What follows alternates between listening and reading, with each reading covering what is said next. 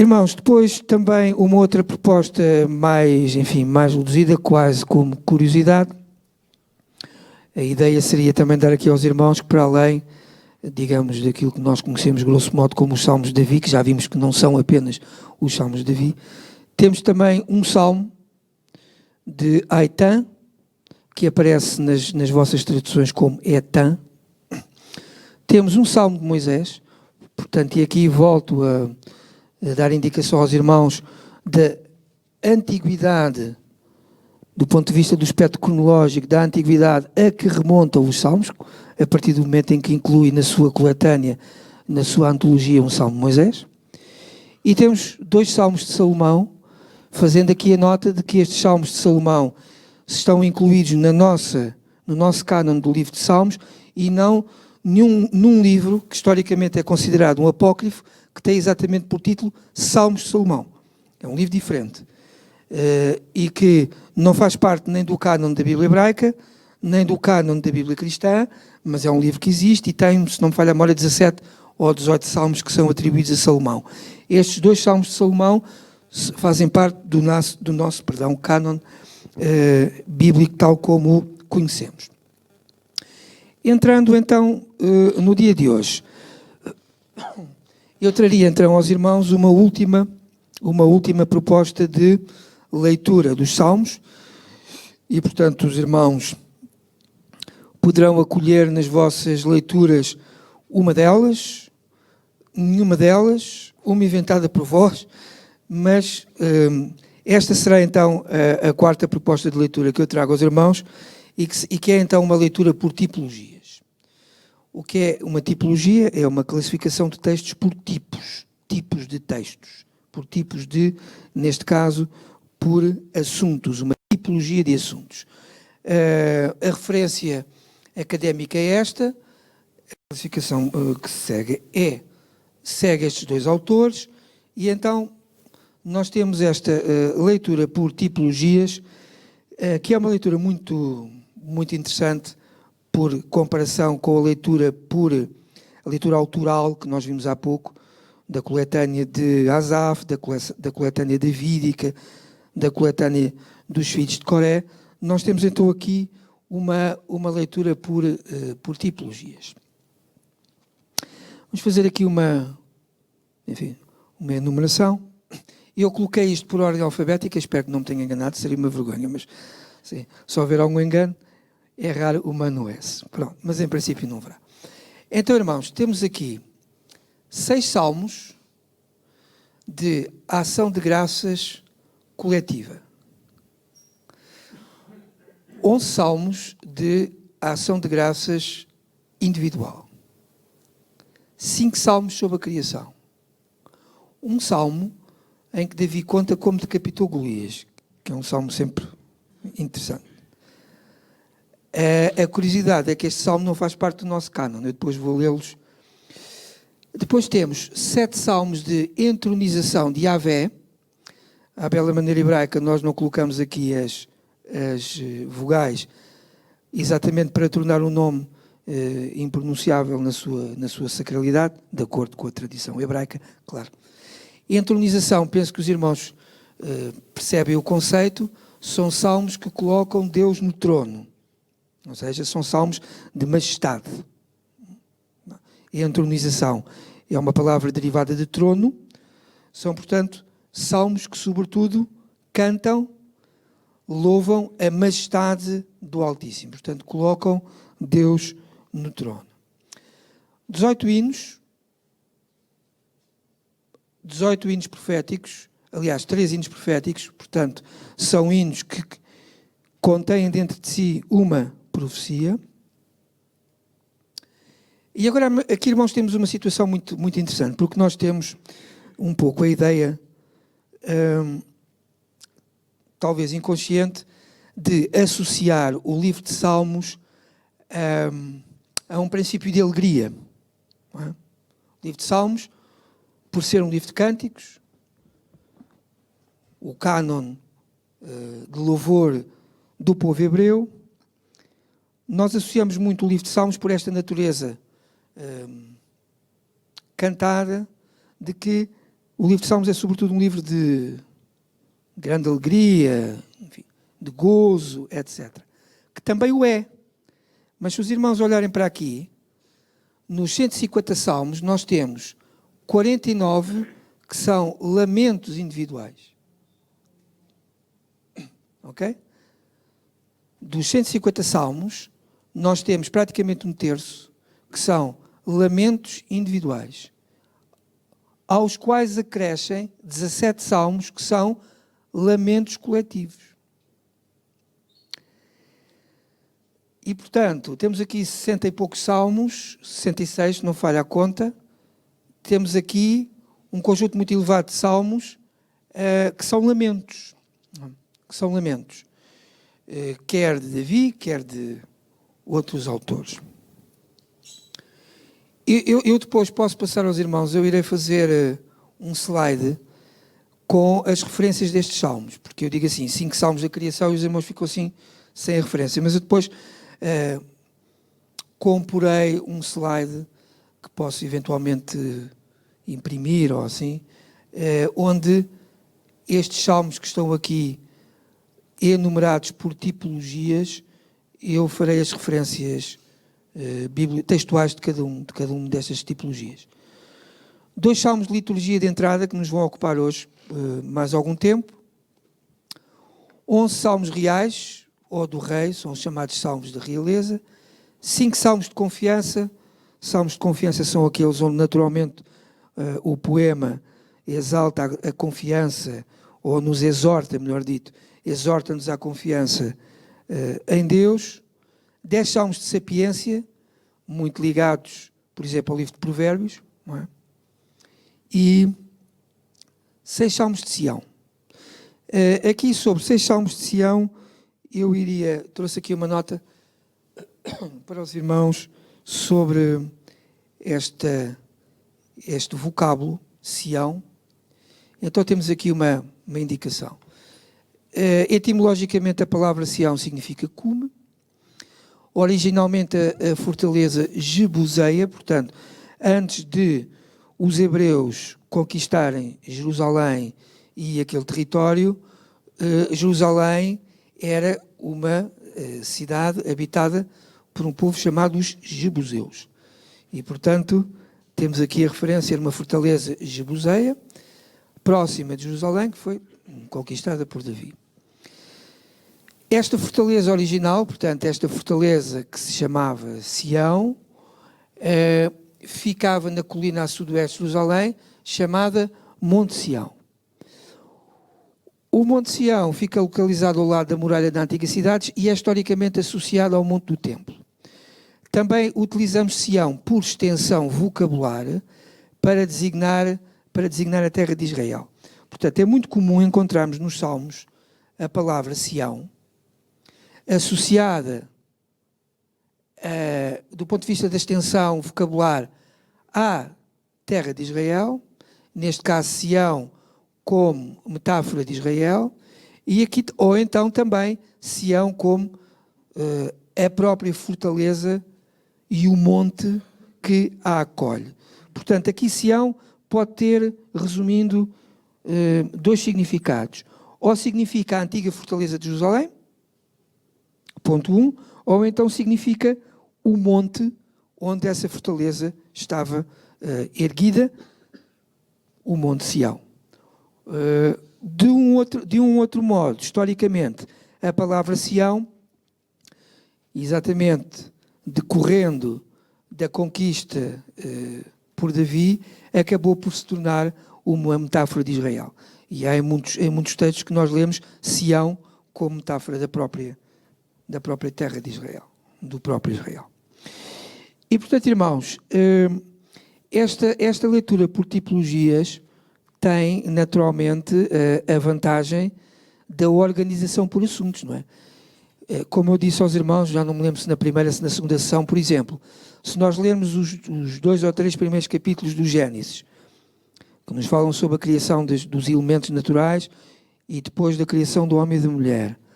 Se nós lermos os capítulos 37 a 39, se não me falha a memória de Jó, onde há também uma descrição muito interessante deste ponto da criação. E se nós lemos os 5 salmos da criação, por exemplo, penso que este assunto da criação ficará muito mais claro e muito mais interessante no nosso entendimento e no nosso coração. Da mesma forma, nós podemos, por exemplo, olhe, se estivermos a atravessar uma crise de fé, leiamos os 5 salmos de confiança, por exemplo. Os irmãos vão ver, a leitura tipológica traz muita vantagem porque evita a dispersão. Evita a dispersão e, de uma forma oposta, contribui para uma maior focalização da nossa leitura temática dos salmos. Meus irmãos, queria chamar a atenção para este salmo. Davi conta como decapitou Golias. É um salmo que é o Salmo 151.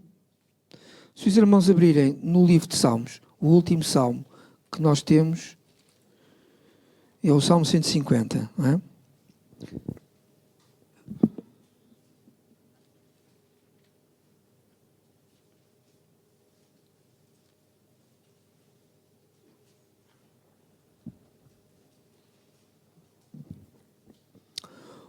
O nosso cânon bíblico,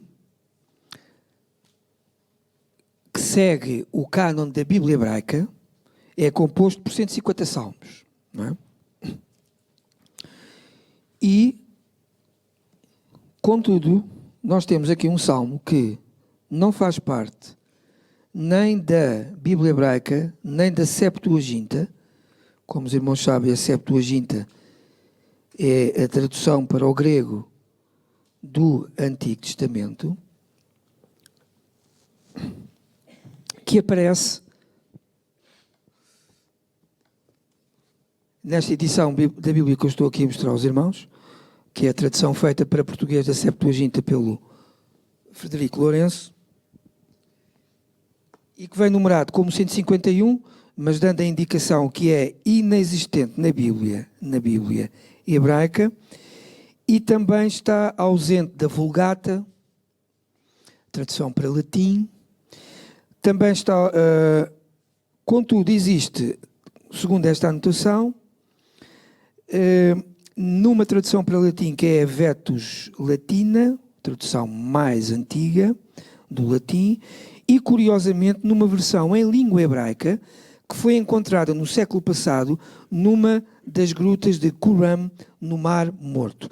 Estas grutas de Qumran faziam parte de um ermitério onde foram encontradas em vasos numerosos manuscritos. Chamam-se genericamente os manuscritos do Mar Morto. Foram encontrados numerosos manuscritos das Escrituras e, curiosamente, num dos documentos encontrados em Qumran, foi encontrado este Salmo 151 numa versão em língua hebraica e também aparece traduzido nesta versão antiga da Bíblia em latim que se chama a Vetus Latina. Pronto, como não faz parte do nosso cânon, eu vou ler para os irmãos o Salmo 151. Diz assim como introdução: este salmo foi escrito por mão própria, referente a Davi e fora da numeração, quando ele combateu só contra Golias.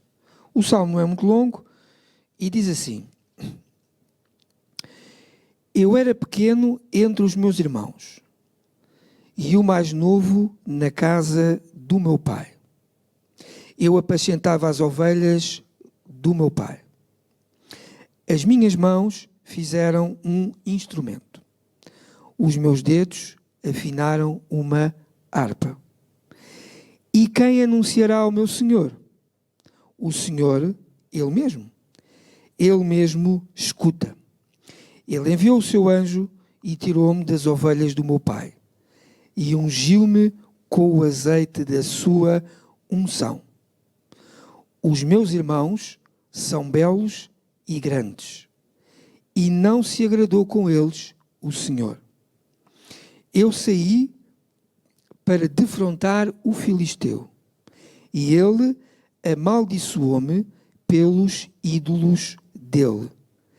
Eu, porém, tendo desembainhado a espada junto dele, cortei-lhe a cabeça e levantei a vergonha dos filhos de Israel. Não é um salmo que faz parte do nosso cânon, não deixa de ser um salmo.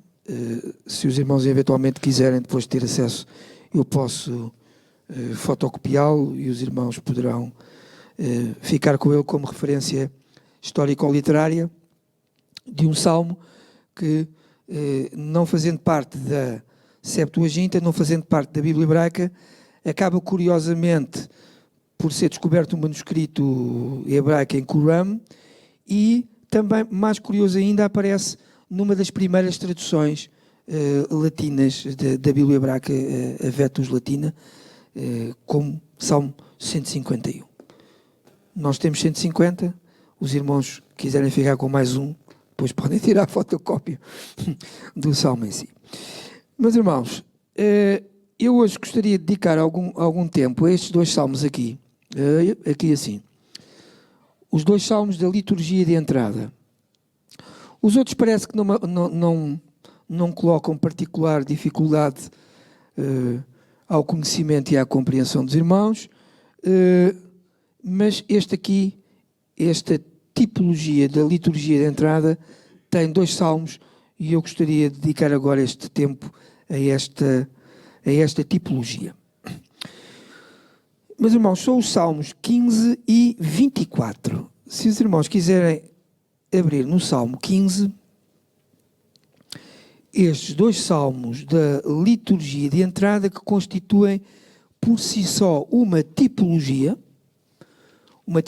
pequena, mas uma tipologia, é constituída pelos salmos 15 e 24. Então, eu pedi ao nosso irmão Mineiro, por favor, a bondade de ler o Salmo 15, e os irmãos poderão também acompanhar a sua leitura.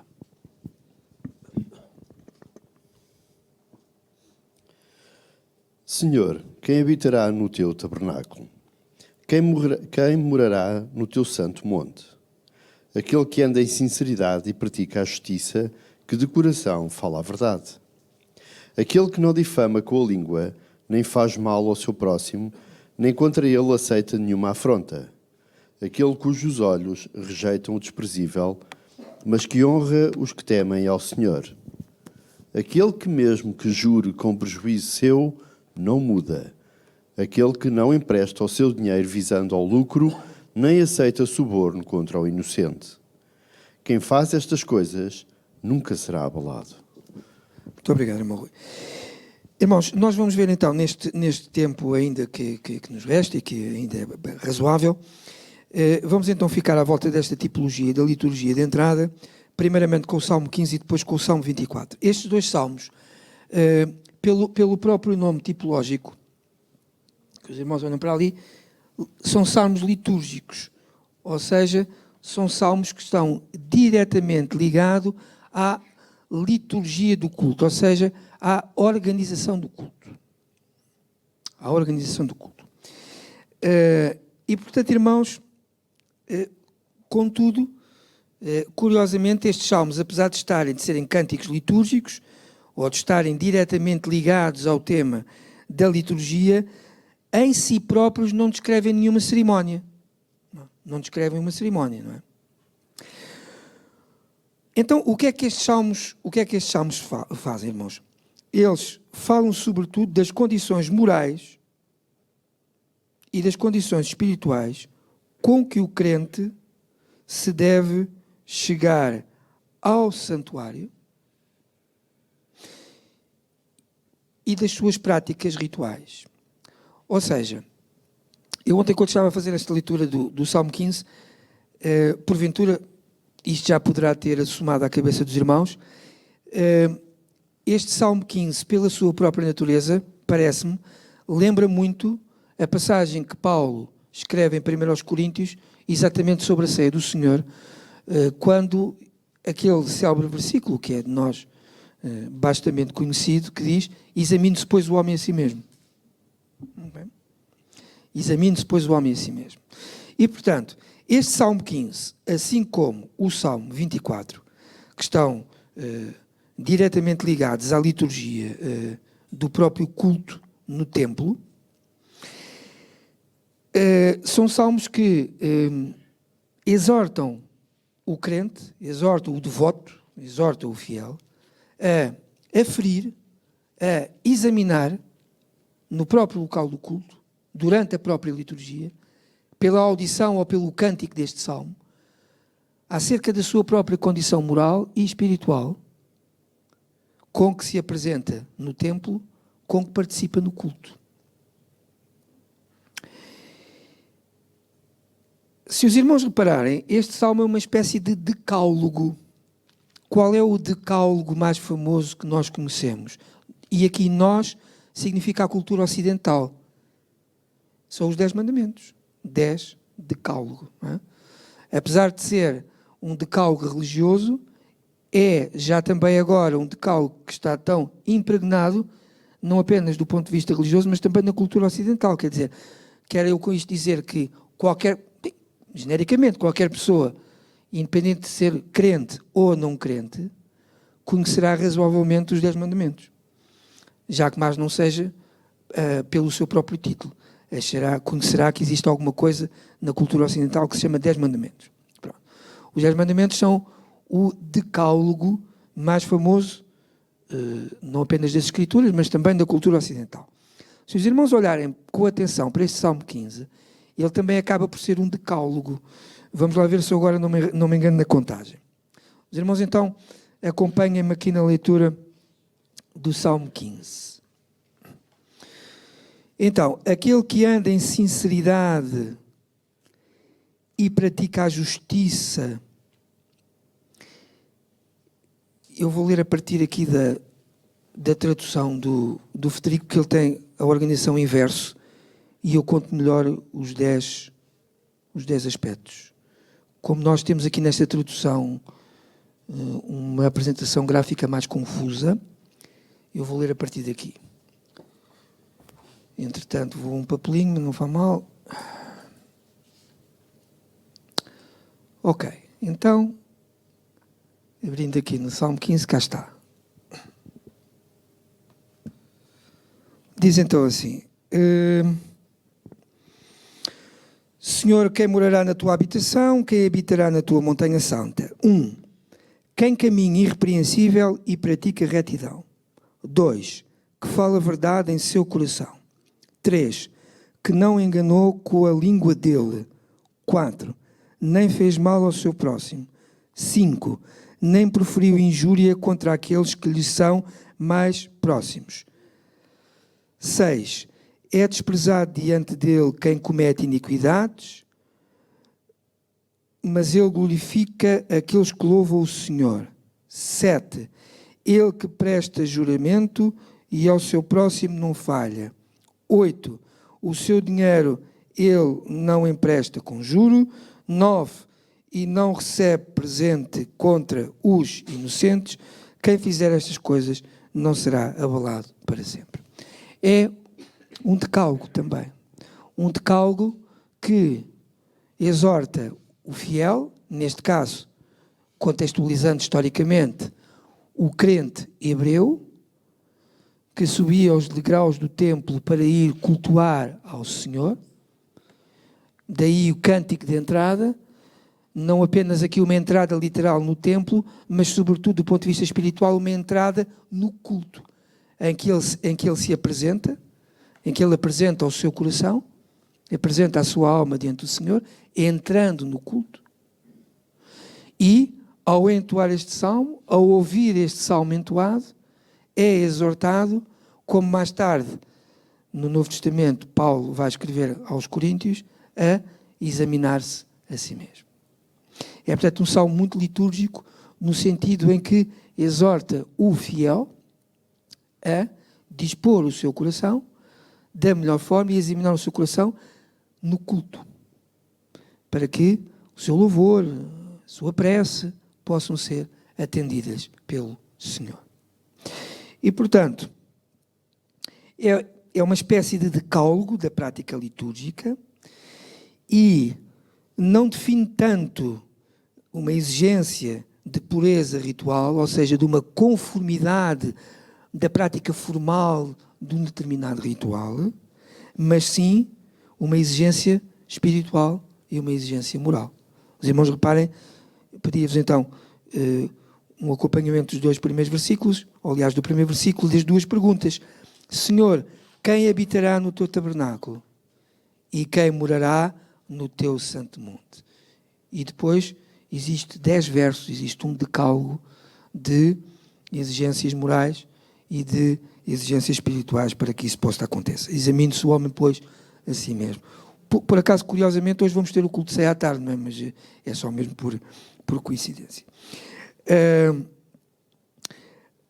Tem, portanto, irmãos, por isso, um aspecto fundamental de exortação profética sobre o espírito da liturgia, ou seja, a ideia de que o fiel se apresente diante do Senhor autoexaminando-se. Autoexaminando-se. Da mesma forma, o Salmo 24, se os irmãos quiserem então avançar para o Salmo 24, que é um outro salmo que faz parte desta tipologia. Relembramos então a tipologia, se os irmãos olharem para aqui, a tipologia chama-se liturgia de entrada. Salmo 24. Pedi então ao irmão Rui para ler este salmo. Os irmãos, por favor, acompanhem. Do Senhor é a terra e a sua plenitude, o mundo e todos o que nele habitam. Pois ele afundou sobre os mares e afirmou sobre as águas. Quem subirá ao monte do Senhor? Quem estará no seu lugar santo? Aquele que é limpo de mãos e puro de coração, que não entrega a sua alma à vaidade, nem jura enganosamente. Este receberá do Senhor a bênção e a justiça de Deus da sua salvação. Tal é a geração daqueles que o buscam a tua face, ó Deus de Jacó. Levantai, ó portas, as vossas cabeças, levantai-vos, ó entradas eternas, e entrará o Rei da Glória. Quem é esse Rei da Glória? O Senhor forte e poderoso, o Senhor poderoso na sua guerra. Levantai, ó portas, as vossas cabeças, levantai-vos, ó entradas eternas, e entrará o Rei da Glória. Quem é esse Rei da Glória? O Senhor dos Exércitos, ele é o Rei da Glória. Amém. Muito obrigado, irmão. Irmãos, reparam, os irmãos certamente repararam que este salmo tem um interlúdio. Este salmo, aparentemente, poderia, inclusive, ser dois salmos diversos. Nós podemos ler, sobretudo até ao verso 7, e depois temos um interlúdio, e começará, digamos, uma segunda parte deste salmo, quando diz: levantai os portões, ó vossos regentes. O que é importante aqui neste salmo, irmãos, e mais uma vez eu volto a sublinhar este aspecto, existem alguns salmos que têm uma contextualização histórica direta. E, por exemplo, este salmo, que é o Salmo 24, provavelmente terá a sua contextualização histórica em 2 de Samuel, capítulo 6. Se os irmãos quiserem abrir, 2 de Samuel, capítulo 6.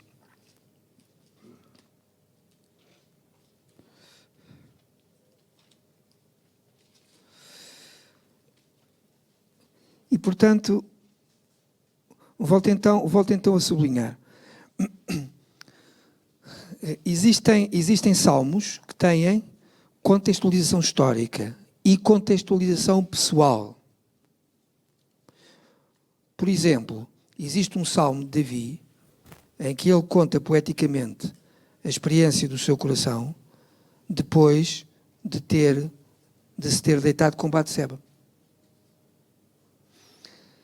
Ler esse salmo só por si é interessante, mas se nós tivermos a contextualização das Escrituras em relação a esse acontecimento, nós temos uma leitura mais abrangente desse salmo. Esse é o caso em que há um salmo que tem uma contextualização histórica pessoal. Neste caso, este Salmo 24 terá uma contextualização histórica relacionada com a história de Israel.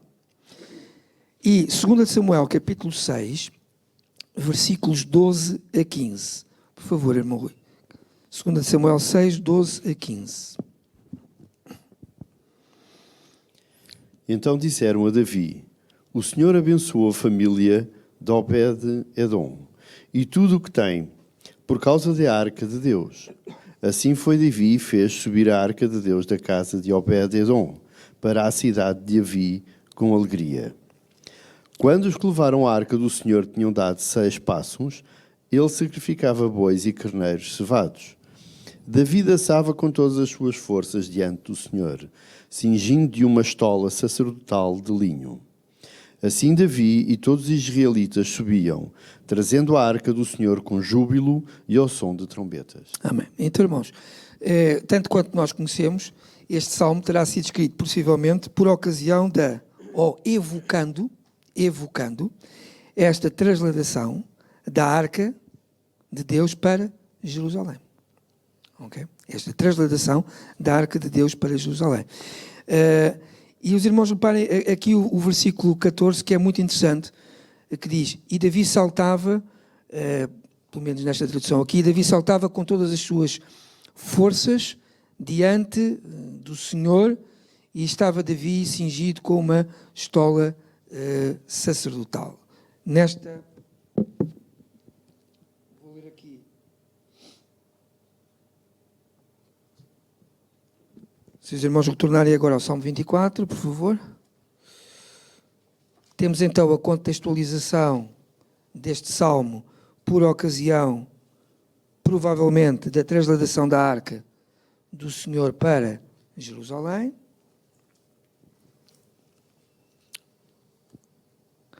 E voltamos aqui a este Salmo 24,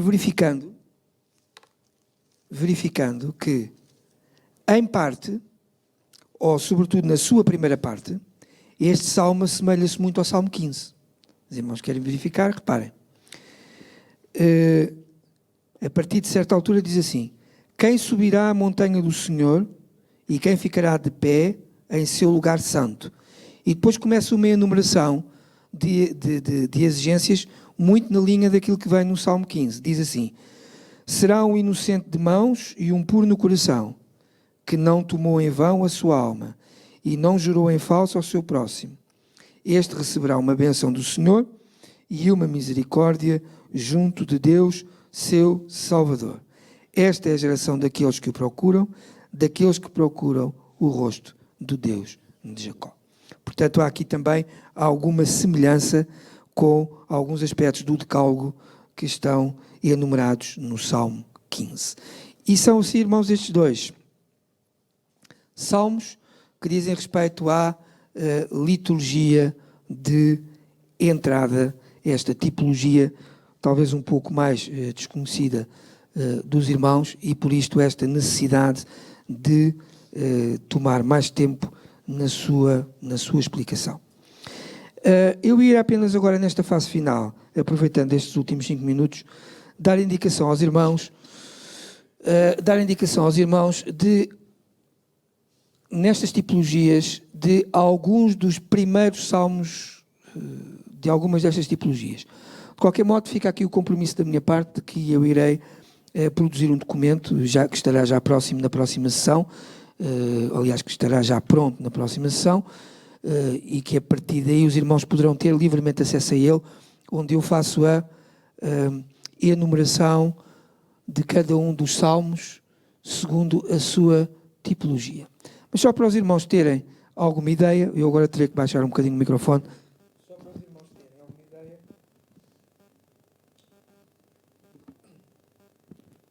Por exemplo, o primeiro salmo da criação, se os irmãos quiserem abrir, o primeiro salmo da criação é o Salmo 8.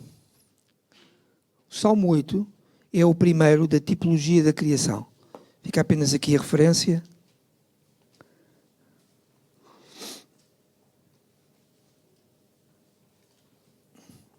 É o primeiro salmo da tipologia da criação.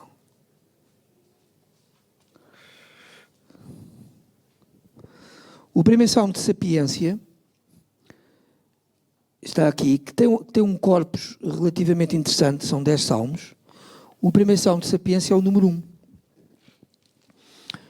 O primeiro salmo de sapiência é o número 1. Por exemplo, o primeiro salmo de realeza, que também tem um corpus relativamente interessante, tem 11 salmos. O primeiro salmo de realeza é o salmo número 2. É aquele salmo que diz: porque se amotinam as gentes e os povos imaginam coisas vãs. Os reis da terra se levantam e os príncipes juntos conspiram contra o Senhor, contra o seu ungido, dizendo. O primeiro salmo de lamento individual, e aqui assim tem interesse porque são 49 salmos, é um corpus bastante extenso no livro de Salmos. O primeiro lamento individual aparece no Salmo 3. O Salmo 3 é o primeiro salmo de lamento individual. Diz assim o salmista: Senhor, como se têm multiplicado os meus adversários. São muitos os que se levantam contra mim. É o primeiro salmo de lamento individual.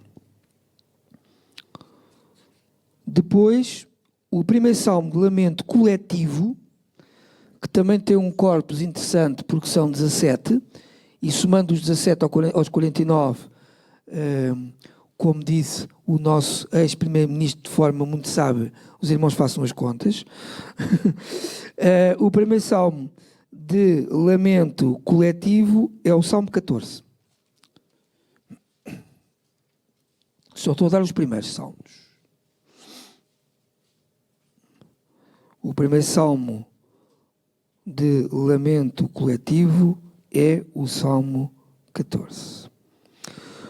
O primeiro salmo de confiança, que os irmãos encontram aqui, é um corpus pequeno, só tem 5 salmos, salmo de confiança.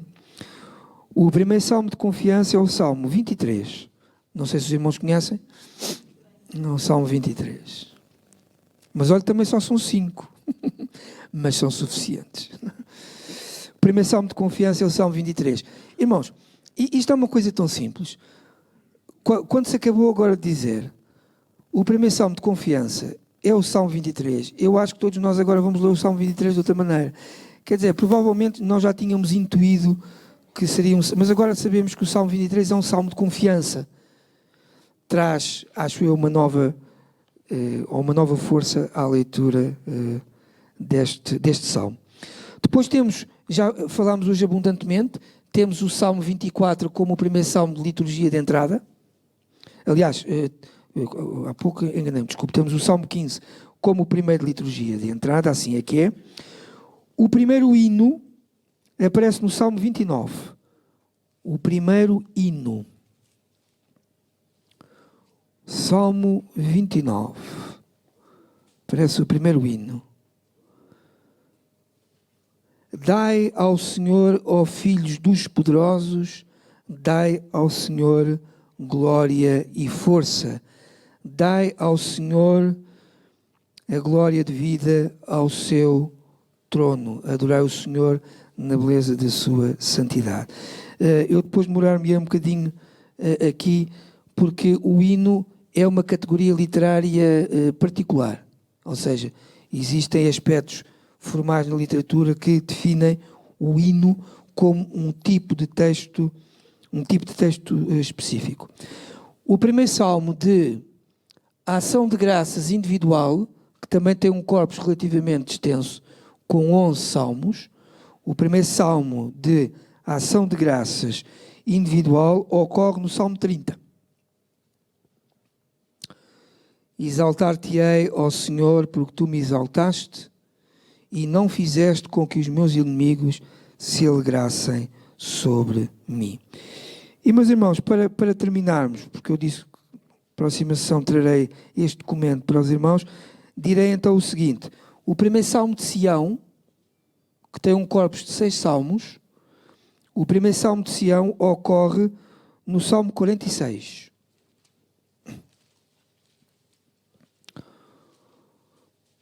O primeiro salmo do corpus do Salmo de Sião ocorre no 46. Salmo de Sião.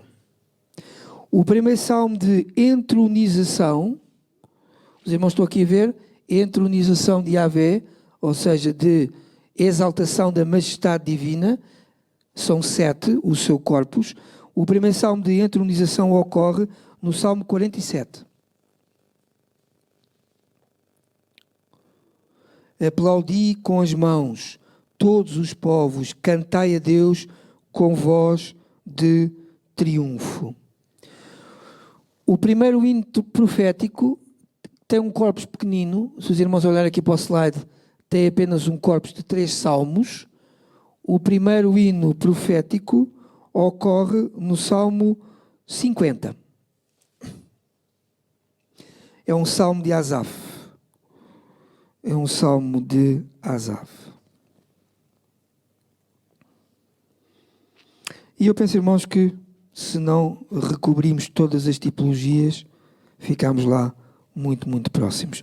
E depois temos, fora de numeração, como a própria introdução do salmo indica, fora de numeração temos então aqui este único salmo que eu também trarei para os irmãos que quiserem ficar com o exemplar. Na próxima sessão trarei uma fotocópia, o dito salmo de Davi, que conta como decapitou Golias. Meus irmãos, terminamos aqui os aspectos relativos às metodologias, à proposta ou às propostas de metodologias de leitura dos Salmos. Recordamos esta última leitura por tipologias. A anterior era a leitura por autores. Depois a primeira, enfim, uma leitura cronológica, tendo em consideração a divisão em pré-exílio e pós-exílio. E então, irmãos, nas próximas 2 sessões, nós já não iremos falar tanto em questões de metodologia. Esta seria a minha última proposta metodológica, a leitura dos Salmos por tipologias, mas iremos dedicar então as 2 últimas sessões aos aspectos fundamentais daquilo que é a poesia e da leitura poética. Sendo que na última sessão eu irei guardar talvez metade para esclarecimento de dúvidas. Já temos 2, já estão registadas. Os irmãos que queiram esclarecer algumas podem falar comigo, eu anotarei. Mas a próxima sessão já não será uma sessão sobre metodologia, mas será uma sessão sobre poesia. Leitura poética, o que é poesia, visão das leituras poéticas, como é que nós podemos ler poeticamente os salmos, etc. Ok? Meus irmãos, muito obrigado pela vossa atenção. Os irmãos têm sido fantásticos. Não tenho notado que nenhum irmão tenha adormecido, o que é bastante bom. Vamos ficar de pé, irmãos, e vamos terminar nesta manhã.